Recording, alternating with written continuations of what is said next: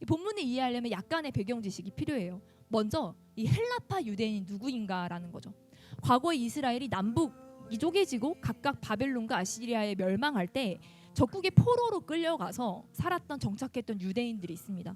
혹은 포로로 끌려가지 않았다 할지라도 어떤 자진해서 화를 피해서 해외로 도피해서 살았던 유대인들이 있었습니다. 그 사람들을 총칭해서 디아스포라 유대인, 많이 들어봤죠? 디아스포라, 흩어진 유대인들이라고 불렀습니다.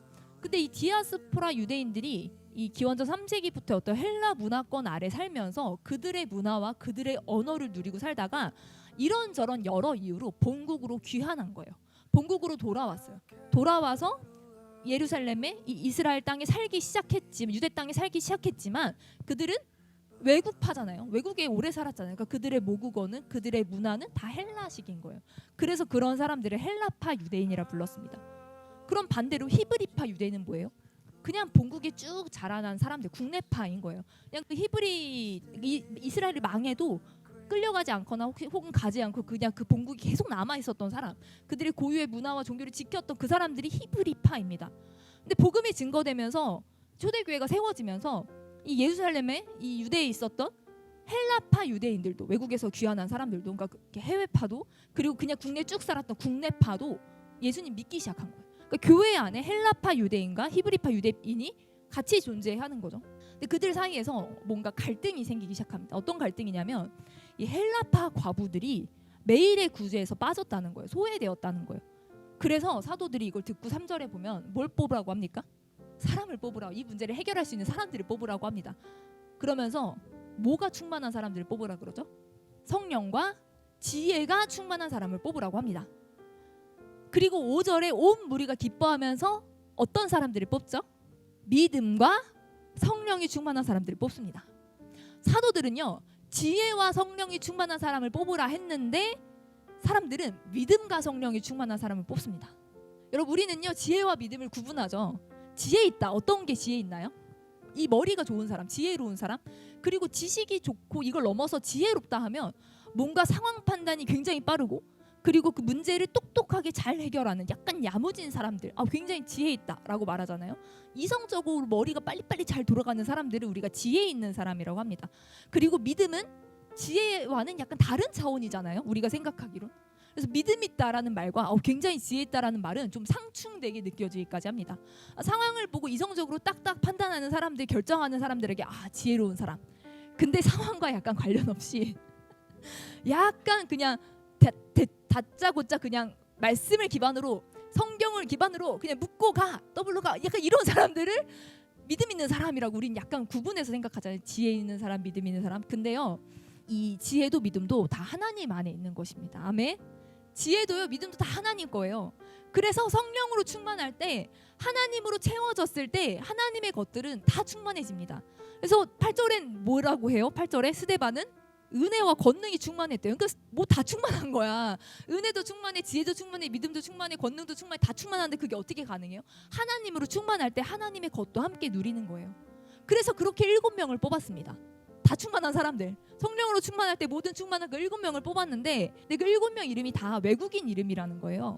한국 교회라 치면은 7명 대표 뽑아라 했는데, 그러면 뭐 김영호, 김영철, 김영수, 김영식 이렇게 가야 되는데 제임스, 존, 마이클, 리차드 이렇게 뽑는 거예요, 대표를. 여러분, 7집사의 이름 모두가 그 본토 히브리식 이름이 아닌 외국 유학한 사람들, 외국에 오래 있다 온 사람들, 그런 헬라파 이름을 썼다는 거죠. 그러니까 헬라파 그리스도인들만 뽑았다는 거예요. 보세요, 교회에는 히브리파랑 헬라파가 다 있습니다. 히브리파, 국내파, 인구 비율로 따지면요, 국내파가 월등하게 많아요. 근데 여러분, 이 히브리파와 헬라파 사이에 어떤 균등하지 않은 문제로 분열과 원망이 일어난 거잖아요. 그러면 반반 뽑아야 서로 이익을 잘 대변하지 않을까요? 서로 이 갈등이 생긴 거니까, 헬라파, 히브리파 원망하면 그럼 반반 뽑아야지. 7명이라서 안 되나? 근데 여러분, 이 헬라파가 소수잖아요. 그러면 6대1 정도는 되지 않을까? 인구 비율을 따지면. 근데 왜 반반이 아니라 6대1 정도가 아니라 왜 아예 다 헬라파를 뽑았어요? 그 중에 한 명은, 이 마지막에 나오는 사람은, 니골라라는 사람은 추가 설명이 있잖아요. 아예 이방인이었다가 유대교 입교한 후에 유대인 됐다가 나중에 또 기독교로 개종한 사람이에요. 그러니까 이제 이 7명 중에 한 명은 아예 이방인인 사람인 거예요. 여러분 생각해 보세요. 초대교회가 성령을 받고 핍박에도 불구하고 막 사람이 늘어나고 있습니다. 그 상황에서 목숨 걸고 예수 믿어야 되는 상황이거든요. 이 상황에서 의도적으로 일부러 헬라파만 구제해서 소외시킨 걸까요? 예수 믿으면 죽을 수 있는 그 핍박의 그 순수한 신앙 공동체에서 의도적으로 헬라파 미우니까 빼야지 이랬을까요? 여러분 그랬다기보다 일부러라고 보기는 어렵고 이 어떤 문화와 언어가 다르다 보니까 자연스럽게 좀 소외될 수 있었던, 자연스럽게 좀 배제될 수 있었던 부분들이 있었던 것 같아요. 여러분 세상에서는요, 이런 문제 있어 하면은 이렇게 하는 거 지혜롭지. 너희 소수의 문제 있어? 그럼 너희 소수의 문제를 대변할 사람 뽑아서 균등하게 이 문제를 잘 해결해줘. 이런 식으로 이렇게 계획을 세울 수 있잖아요. 이런 식으로 대안을 세울 수 있잖아요. 근데 초대교회는 완전히 달라요. 여러분 헬라파 과부들 외국에서 평생을 살다가 느지막이 본국으로 귀환해서 지내는데 과부여서 매일의 구제가 없으면 너무 힘들고 너무 어려운 사람들이에요. 그러니까 너무 힘들구나. 일가 친척 하나 없이 너무 외롭구나. 그러니까 원망이 나오는구나. 그러면 7명 다 헬라파로 뽑자. 그냥 그 원망 자체에 균열과 분열 자체의 싹을 완전히 잘라버리는 거예요. 여러분 사단은요 초대교회가 세워지고 나서 이 교회를 무너뜨리려고 여러 전략을 쓰거든요. 앞장에 보면요 아나니아 삽비라를 통해서 돈을 통해서 재정을 통해서 교회를 무너뜨리려고 합니다. 그리고 그 다음에는요 사도들을 감옥에 오게 가둬서 핍박이나 이런 걸 통해 또 교회를 분열시키고 넘어뜨리게 하려고 합니다. 그리고 지금 여기서 이 어떤 작은 갈등과 은밀한 소근수근거림과 은밀한 어떤 이런 분열들을 통해서 원망을 통해서 지금 교회를 무너뜨리려고 사단이 작정하는 상황이에요. 그러나 교회는요 7명의 대표를 다 헬라파를 뽑음으로써요 소외되어 원망한 헬라파를 교회 중심으로 데려와 버립니다. 교회 중심으로 완전히 스위치해버려요. 그래서 다수가 소수를 위해 다 손을 들어주는 거예요. 이후로 7명의 헬라파, 이 헬라파 그리스도인들이 교회 중심으로 들어오고 이후에 7명의 헬라파 집사님들이요 복음이 유대 문화권을 넘어서 헬라 문화권에 확장되는데 결정적인 역할을 하십니다. 여러분 교회가 핍박을 받아 흩어지게 되었을 때 헬라의 언어 문화에 익숙한 헬라파 그리스도인들이 사도행전을 써내려갑니다. 여러분 스데반 집사님 순교하고요. 이후로 빌립 집사님은요. 히브리파 유대인들이 문화적으로 그들이 태어날 때부터 상종할 수 없었던 그 사마리아. 여러분 그 사마리아를 향해서 빌립 집사님이 가십니다. 그리고 에티오피아 네시에게 복음을 전합니다. 동북아프리카 선교의 장을 열어요. 이후로 누가 등장하죠? 헬라파 그리스도인인 사도 바울이 등장합니다. 그리고 그렇게 흩어진 헬라 문화권에 흩어져서 녹아들은 그리스도인들이 얼마나 그 지역 가운데 복음을 전하고 섬겼는지 모릅니다. 다수가 소수를 위해서 그들을 중심으로 원망과 분열이 없도록 그들을 중심으로 내어주고 그들에게 완전히 그걸 스위치시켰을 때 또 그들이 교회 안에 잘 어우러지게 되면서 이후로 교회 확장과 선교 역할을 그들이 감당하게 된 것을 우리가 사도행전 가운데 볼 수 있다는 거예요. 그래서 그렇게 모든 것이 충만했던 스데반이요 회당에서 복음을 전하다가 잡혀가요. 그리고 매수된 거짓 증인들에 의해서 공회에 잡혀갑니다. 종교 재판이 열리거든요. 지금 이 스데반 지사님이 순교하신 장면에 대해서 얘기하고 있는 거예요. 여기서 내가 증언을 잘못하면 죽습니다. 공회에서. 이제 내 마지막 증언을 듣고 나를 판단하는 자리예요. 근데 여러분 6장 마지막 절 우리가 안 읽었는데 6장 마지막 절을 보면 스데반의 얼굴이 뭐와 같다 합니까? 천사와 같다. 와 사람이 아니구나. 어떻게 이럴 수 있죠? 모든 사람이 자기를 향해 이를 갈고 죽이려고 하고 여러분 이 핍박의 상황에서 자기가 말 하나 잘못하면은 자기 목숨 날아가는 이 자기를 죽이려고 거짓 증인들이 매수되어서 그렇게 자기를 향해 그렇게 돌이 날아오고 이 그런 어떤 상황 목숨이 경각에 달린 상황에서 이 공회에 선 스데반 지사님의 얼굴이 천사와 같다는 거예요. 성령님이 우리에게 충만했을 때 성령님의 임재가 우리 가운데 가득 찼을 때 여러분 우리에게는 어떤 일이 생기죠? 성령님은요 우리의 상황과 환경을 바꿔주시진 않지만 우리의 시선을 하늘로 고정하게 도와주십니다. 여러분이 하늘을 우러러 주목하여 할 때 영어는요 룩이에요. 그리고 하나님의 영광과 및 예수께서 하나님 우편에 서신 것을 본다의 보다는 C예요. 잠깐 룩과 C의 차이가 있죠. 룩은 제가 지금 지혜를 이렇게 굉장히 뚜렷이 보고 이게 룩이고 C는 그냥 주변에 같이 보이는 자연스럽게 보이는 게 그냥 C 보는 거죠. 룩은 뭔가 집중해서 보는 거잖아요. 여러분 그리고 원어로 봐도요. 이 하늘을 우러러 주목하여는요. 아테니조라는 원어를 쓰는데 이거는 열중하여 보다 응시하다 집중하여서 보는 그런 뜻이에요. 그리고 이후에 하나님 우편 서신 것을 보다에는 그냥 에이도라는 일반적인 보이는 그런 표현을 씁니다. 스데반이 성령이 충만하니까 상황은 안 바뀌어.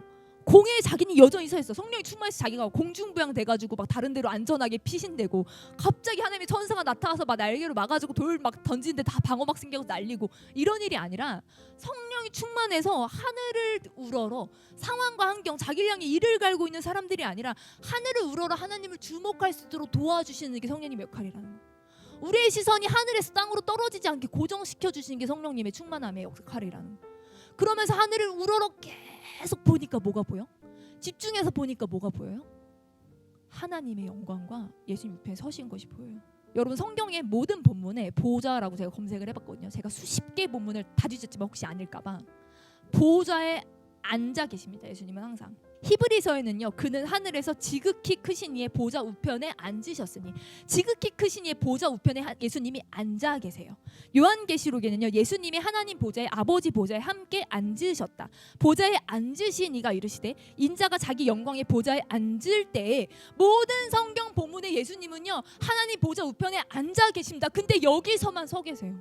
여기서 예수님이 서 계세요. 스데반을 향해서. 다른 본문은 다 예수님이 앉아 계신데 보좌에 앉았다라는 표현이 있는데, 여기서 예수님 서 계시는 거예요. 예수님이 일어서십니다. 보좌에 앉았다가. 여러분, 우리가요 상황을 보고 환경을 보려고 하지 않고 성령님의 충만하심을 구해서 우리가 하늘로 시선을 고정해서 하늘을 바라보기 시작할 때 예수님이 의자에서 일어나신다는 거예요. 그래, 잘하고 있다. 그래, 잘하고 있다. 조금만 더 예수님이 일어서서 응원하신다는 거죠. 여러분, 증인들의 옷이 사도 바울, 이 사울이라는 청년 발 앞에 있습니다. 스데반이 마지막에 뭐라고 기도하죠? 주여, 이 죄를 그들에게 돌리지 마옵소서. 여러분, 이게 누구를 위한 기도예요? 자기를 잡아 죽이는 자들을 위한 기도예요. 근데 그들의 모든 겉옷이 누구 발 앞에 있어요? 사울 발 앞에 있어요. 여러분, 이 마지막에 이 스데반의 이 하늘 영광을 보고 난 후에, 보좌에서 일어나신 예수님을 보고 난 후에 이 스데반의 마지막 기도가, 주님, 저들의 죄를 저들에게 돌리지 마십시오. 여러분, 이 기도는요 사도 바울을 위한 기도예요. 이 기도는요 사울을 위한 기도. 왜? 모든 잡아 죽이는 자들의 겉옷 내가 책임진다. 사도 바울이 갖고 있는 거예요. 사울이, 그 당시에 예수 믿지 않았던 사울, 예수 믿는 자를 잡아 죽이던 핍박하던 사울 발 앞에 그 모든 겉옷이 있어요. 여러분, 스데반의 이 마지막 기도는요 사울을 용서하는 기도였어요.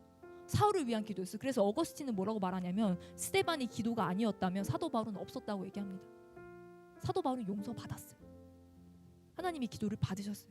그리고 이 말을 하고 자니라. 여러분, 이 사도행전 누가 썼는지 아세요?